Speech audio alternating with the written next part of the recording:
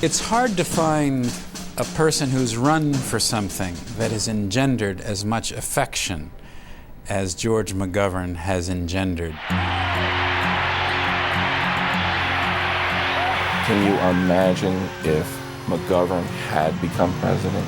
From military spending so wasteful that it weakens our nation, come home, America. Can you imagine a world without Madison Avenue-induced patriotism? There were a lot of people who were threatened by George McGovern. Nixon was good for black folk because he scared white folk. You had the rise of the neoconservative movement. So all this talk about him as a softy was just preposterous. I mean, the man's an authentic American hero. I think that's a lot of nonsense, this charge that I was too decent and too nice a guy to be president. We've had too much indecency.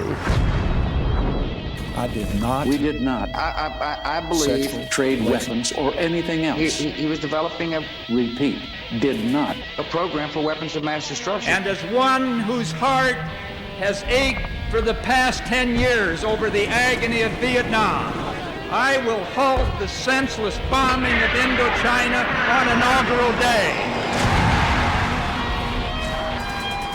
Lies are natural to governments.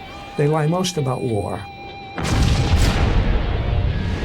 Here in this chamber as we speak, the wings of the angel of death.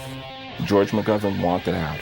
He wanted my friends and my relatives to come home and not in a body bag. He, at the same time, had been talking about white racism at a time when everybody else was at most talking about the Negro problem. American politics will never be the same again. George McGovern's clarion call to the American people.